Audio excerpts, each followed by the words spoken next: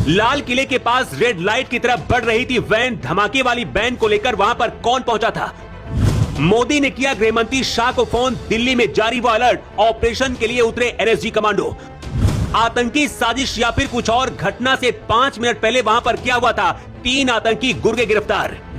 लाल किले के पास धमाके का कौन है मास्टरमाइंड? जिस वैन में हुआ धमाका उसे लेकर कौन आया था? लाल किला देश का सबसे सुरक्षित इलाका, भीड़ भाड़ वाला इलाका। 24 घंटे यहाँ पर सीसीटीवी कैमरे लगे रहते हैं। इसी दौरान एक वैन लाल किले के पास रेड लाइट की तरफ बढ़ती है और अचानक इतना बड़ा ब्लास्ट होता है जिससे मंजर बदल जाता है। पीएम मोदी ने खुद गृह मंत्री अमित शाह से फोन पर बात की और शाह ने आईबी चीफ के पास फोन मिलाया।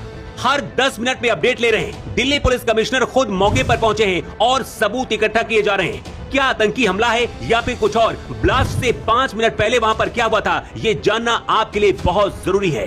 पिछले 48 घंटे से जम्मू कश्मीर से लेकर यूपी और दिल्ली से सटे फरीदाबाद में ऑपरेशन चल रहा है। फरीदाबाद में करीब 3000 किलो आरडीएक्स मिला था, जिसमें डॉक्टर आदिल को गिरफ्तार किया गया और आईबी के अधिकारी पूछताछ कर रहे हैं। और भी भारी हथियार पाए गए थे। यूपी पुलिस भी इस ऑपरेशन में शामिल थी। इसीलिए लाल किले के पास धमाके का संबंध इससे हो सकता है। खबर लिखे जाने तक 10 लोगों की मौत हो चुकी है और फिल्म की तरह ब्लास्ट के बाद गाड़ियां उड़ रही थीं। एक चश्मदीद ने बताया कि जब ब्लास्ट हुआ तो वो घर पर था। जब वो घर की छत पर गया तो देखा कि लपटें आसमान छू रही थी। आग इतनी भीषण थी कि चारों तरफ अफरा तफरी मची थी। मौके पर मौजूद स्थानीय व्यक्ति ने एएनआई से बात करते हुए बताया कि जब हम मौके पर पहुंचे तो सड़क पर किसी का हाथ पड़ा हुआ देखा। हम पूरी तरह हैरान रह गए। हमने जो वहां पर देखा उसे हम शब्दों में बयां भी नहीं कर सकते। आसपास कई कारें क्षतिग्रस्त हो चुकी हैं और वो भी हवा में उड़ती दिख रही थी आग की लपटों के साथ। सड़क पर शरीर के टुकड़े बिखरे पड़े थे। कोई समझ नहीं पा रहा था कि आखिर हुआ क्या है।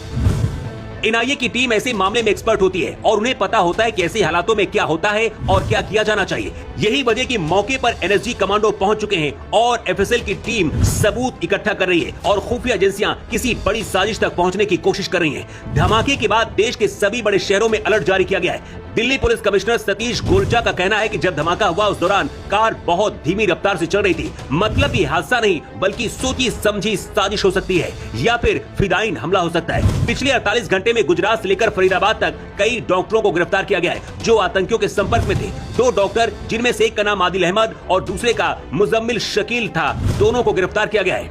मुजामिल शकील फरीदाबाद में किराए के मकान पर रहता था जहां से भारी मात्रा में अमोनियम नाइट्रेट विस्फोटक बरामद किया गया है। मुजम्मिल शकील चीन से एमबीबीएस करके लौटा था और फरीदाबाद में एक यूनिवर्सिटी में पढ़ा रहा था। दिल्ली में धमाके के बाद उत्तर प्रदेश के सभी बड़े धार्मिक स्थलों की सुरक्षा बढ़ाने की एडवाइजरी जारी कर दी गई है। दिल्ली के इस धमाके पर पूरी देश की निगाहें टिकी है। डर इस बात का भी है कि इसके बाद कोई अनहोनी की खबर न आए। योगी आदित्यनाथ ने खुद अलर्ट जारी किया है। दिल्ली में 14 साल बाद इतना बड़ा और ऐसा धमाका हुआ है, इसलिए चिंता की और भी ज्यादा बात है। Bureau report.